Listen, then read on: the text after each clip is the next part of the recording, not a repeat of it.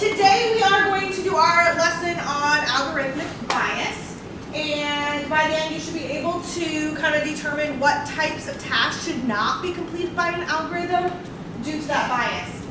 Today you're going to need your computer. We will get on the code.org website a little bit, and then later I will hand out an article that you will need to read and highlight. So, to start off, how many of you have ever uploaded a picture to some sort of website, social media? Okay. When you're uploading that and you have to crop it, so let's say it doesn't fit. So I know on like Instagram, do they still make you like have to crop it? It shows my age. Okay. So you have to crop it. So how do you decide how you're going to crop it? Corbin. Like, you want like the important parts of the picture. Okay. So you want the important parts of the pictures to be the part that's in the image. Any other thoughts? You don't want to bring that background stuff that people talk about. Okay, so eliminating stuff in the background. That brings up a good point. Not only do we have to think about what's in the picture that we're posting, but we have to think about what we're eliminating from the picture, right? What gets taken out. So you can head to the code.org studio, and there are a ton of pictures that they want you to crop. And as you're deciding where to crop, some of them may be easier than others. So I want you to really think about which of those images, keep in mind, like which ones were harder to decide how to crop and which ones were easier. Okay? So go ahead, take a couple minutes, play around with this tool.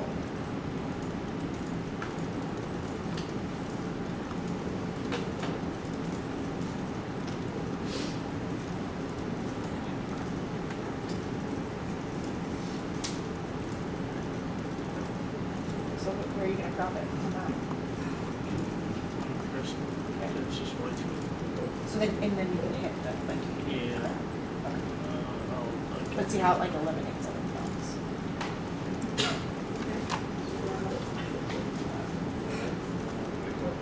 So here, go with the back arrow. Where are you going to crop it? So why are you doing it?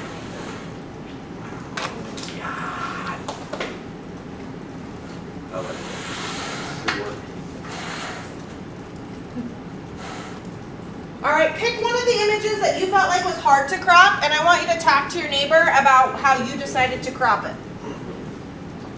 So on one of the images that was hard. I like this one. It's just like there's so many things you don't always want to focus on. So which one would you say was the hard one to crop? There's really not much. Yeah, it's really dark. Probably this one. Okay. Going on everywhere. So how do you decide where you would crop it? Just right in the middle. You still get some of the paintings. Okay, is that how you crop it? Yeah. That is such a terrible one. That's probably how you would? Okay. Or this one too. So you can find another one because we can find disagreements on how you crop it. Yeah, this one for sure. Like the basketball one, we need to like such this is all. This one's weird too. This one, what is that? You can't crop this one. There's two people. Probably. Yeah, I think I'm just going to do like take a picture of like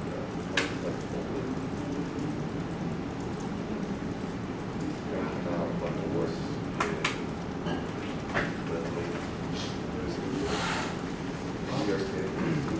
So what were some of the images that you felt like were maybe harder to make that decision on what to crop? Corey? Like there was this one with like just a bunch of people's heads. Yeah, it was like the crowd. Yeah, the crowd. Like that one's hard because it's the one it's dark. Yeah. And there's like no focus point either. I'm like who's.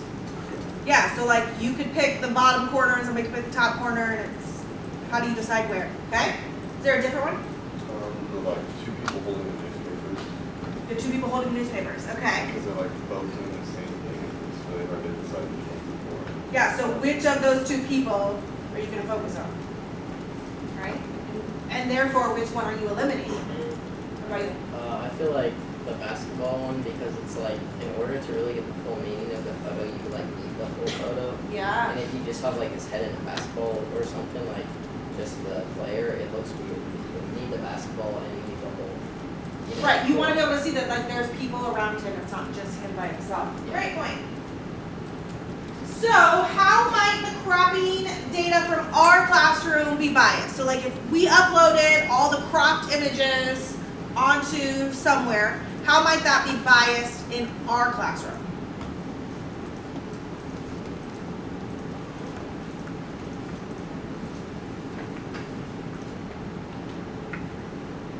Yeah?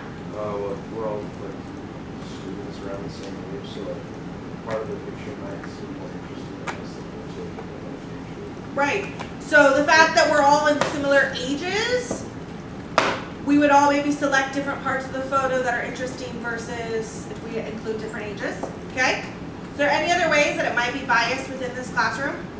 Maybe like if you like the basketball one, if you like basketball, you like pick a certain thing. Like Yeah. if you don't know what basketball is and you see something in the background that's really interesting. Yeah. So kind of based on our personal interests compared to other interests. I'm going to call you guys ladies out. Why do you think it might be a little biased in this classroom?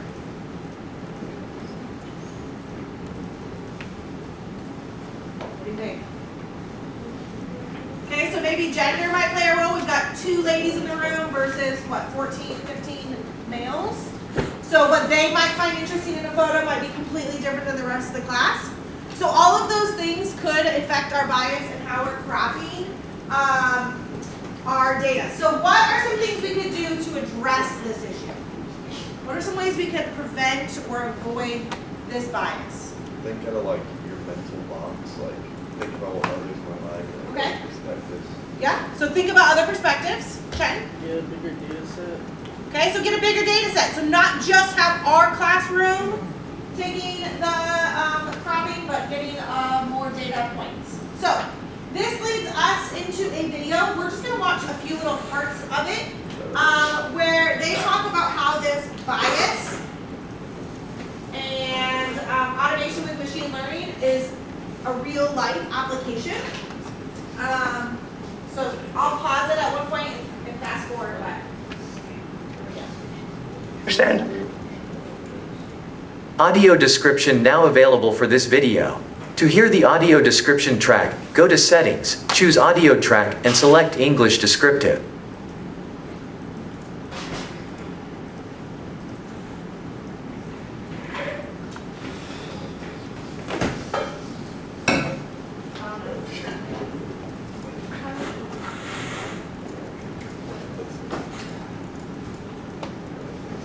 Christoph, you can get even lower. Okay. This is Lee, and this is Christoph. They're 2 of the hosts of this show. But to a machine, they're not people. This is just pixels, it's just data. A machine shouldn't have a reason to prefer one of these guys over the other. And yet, as you'll see in a second, it does. It feels weird to call a machine racist, but I really can't explain what just happened. Data-driven systems are becoming a bigger and bigger part of our lives, and they work well a lot of the time. But when they fail, Once again, it's the white guy. when they fail, they're not failing on everyone equally. If I go back right now, You can have neutral intentions, you can have good intentions, and the outcomes can still be discriminatory. Whether you want to call that machine racist or you want to call the outcome racist, we have a problem.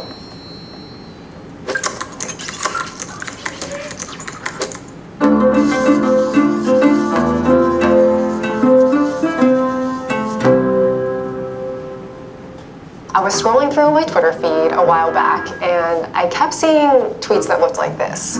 2 of the same picture of Republican Senator Mitch McConnell smiling, or sometimes it would be 4 pictures of the same random stock photo guy.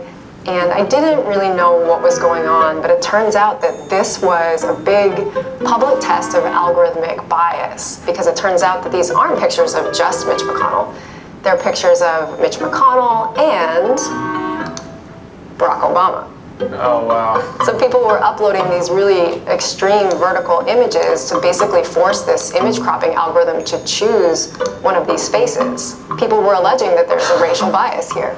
But I think what's so interesting about this particular algorithm is that it is so testable for the public. It's something that we could test right now. if we wanted to. Do it. You guys want to Yeah. do it? Okay. Here we go. So Twitter does offer you options to crop your own image, but if you don't use those, it uses an automatic cropping algorithm. Wow. There it is. Wow. That's crazy. Christoph, it likes you. Okay, let's try the happy one. Wow. Unbelievable. Both times. What is this? Oh, wow. So, do you guys think this machine is racist? The only other theory I possibly have is if the algorithm prioritizes white faces because it can pick them up quicker for whatever reason against whatever background, immediately looks through the image and tries to scan for a face. Why is it always finding the white face first? With this picture, I think someone could argue that the lighting makes Christoph's face more sharp. I still would love to do a little bit more systematic testing on this. I think maybe hundreds of photos could allow us to draw a conclusion. I have downloaded a bunch of photos from a site called Generated Photos. These people do not exist. They were a creation of AI. And I pulled a bunch that I think will give us a pretty decent way to test this. So, Christoph, I wonder if you would be willing to help me out with that. Do you want me to tweet hundreds of photos? Exactly. I'm down. Sure, I've got time. Okay.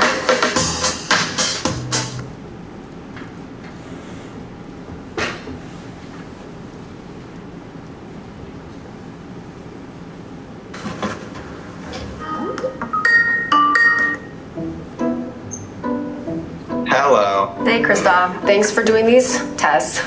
Of course. I know it was a bit of a pain, but I'm curious what you found. Sure. I mean, I actually did it. I actually tweeted 180 different sets of pictures. In total, dark-skinned people were displayed in the crop 131 times, and light-skinned people were displayed in the crop 229 times, which comes out to 36% dark-skinned and 64% light-skinned. That does seem to be evidence of some bias. It's interesting because Twitter posted a blog post saying that they had done some of their own tests before launching this tool. And they said that they didn't find evidence of racial bias, but that they would be looking into it further. They also said that the kind of technology that they use to crop images is called the saliency prediction model, which means software that basically is making a guess about what's important in an image. So how does a machine know what is salient, what's relevant in a picture?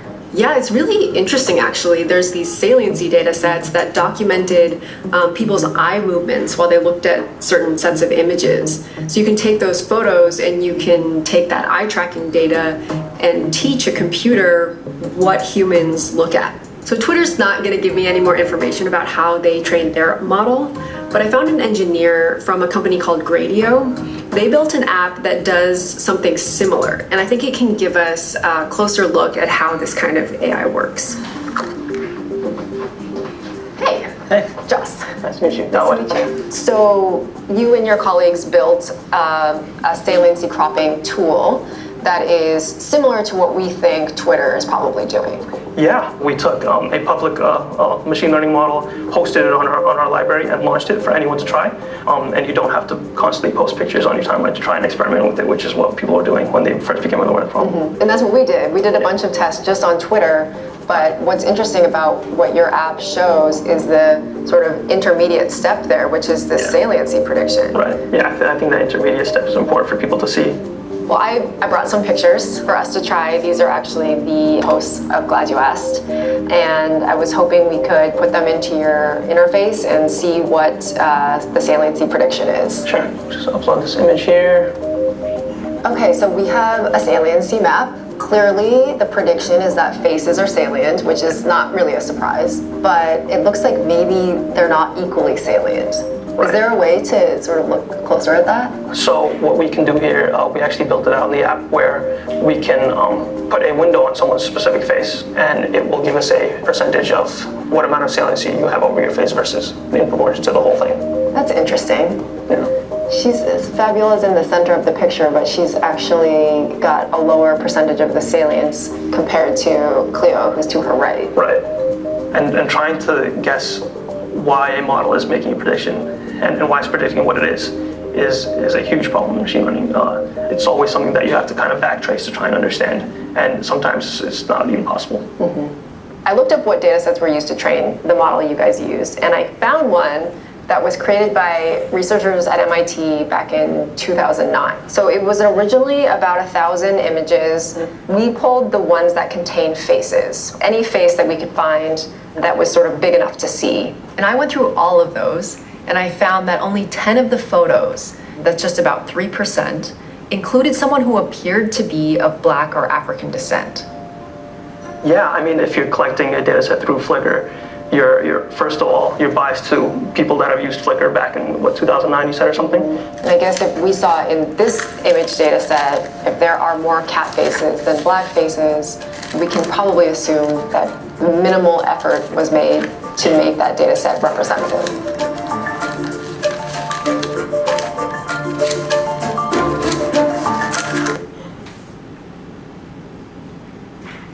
Alright, so in the video, Joss asked the question of, do you think that the machine is racist, right? And so for the sake of our discussion, this is the definition of racism that we're going to use. So prejudice, discrimination, or antagonism directed against a person or a people on the basis of their membership in a particular racial or ethnic group, typically one that is marginalized. So using that definition that we just defined, thinking through the video, what aspects of the Twitter cropping algorithm was responsible for racism, prejudice, discrimination, and antagonism? Yes? I would say like discrimination. Okay. It feels like they didn't like have enough data on like everybody. It was more like white people, so they feel like they discriminated against them. Yeah. Yeah, absolutely. Anybody else have any thoughts with that? Just stretching. Okay. So let's think about how was that Twitter algorithm trained? They talk about how did they train it? Yes.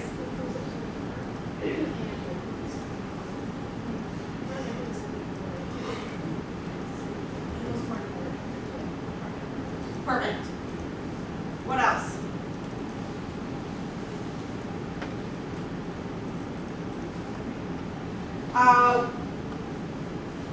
Where is a potential source of bias when training similar cropping algorithms? So where could that bias occur? The data set. The data set, right? Chetton's always there to talk about the data, right? Yeah, the data set. They showed it, they proved it right there in the data set that there was not enough data of a varied amount to get that to. So here's what I'd like you to talk about with your partner. If you were the CEO of Twitter, okay, and you found evidence that there was bias in your cropping algorithm, which we just showed you there was, what would you do? Okay, what steps would you take? What would you do next? So talk to somebody around you. What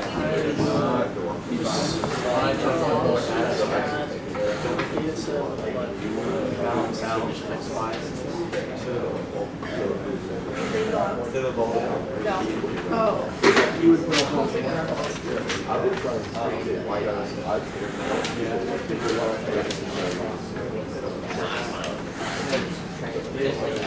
Just crop it out yourself. What was that? So eliminate the block, the bigger stuff.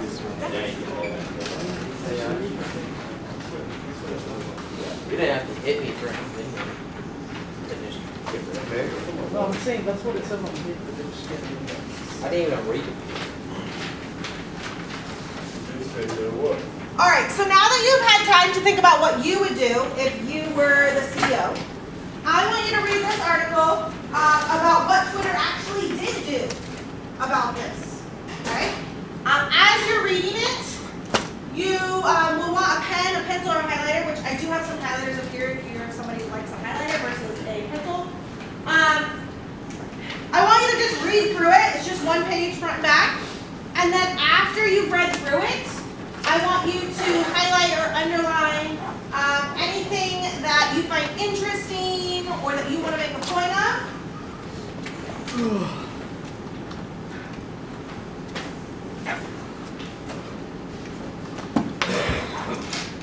Anybody want to highlight?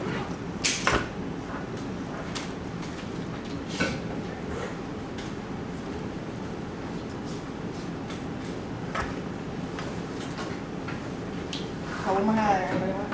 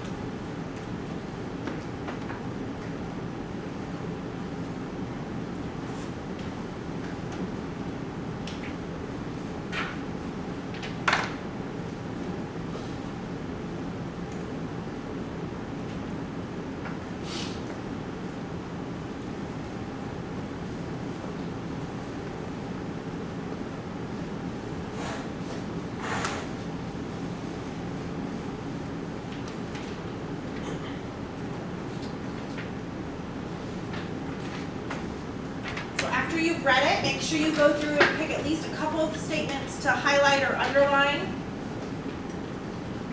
And then at the bottom of the back, I want you to just write a sentence or two just summarizing what's the main idea of this article or what is this article saying. It doesn't have to be exactly 10 words, but just a short, quick summary. What was this article about?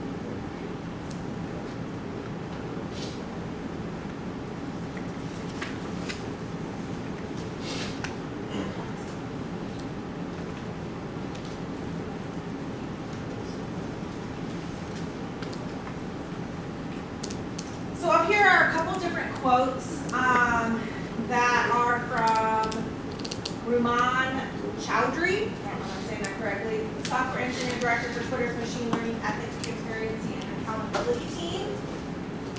So they talk about they're reducing their dependency on machine learning for a function that we agree is best performed by people using our products.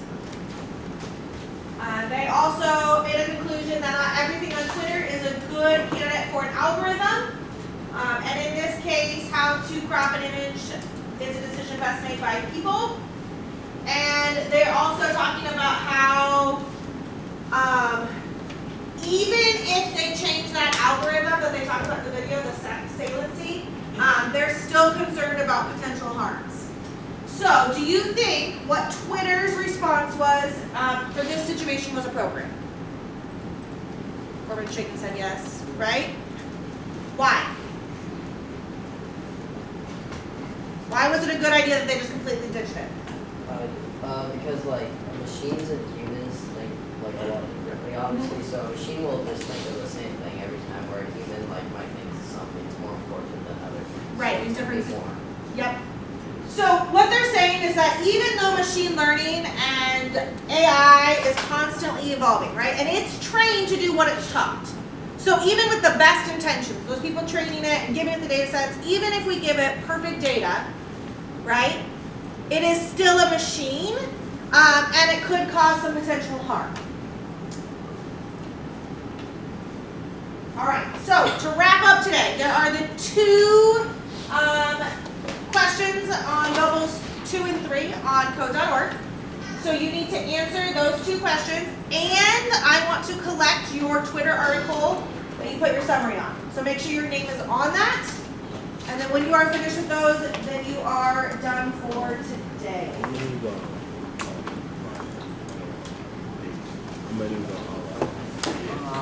Probably, I'm gonna move along that part. So, I feel like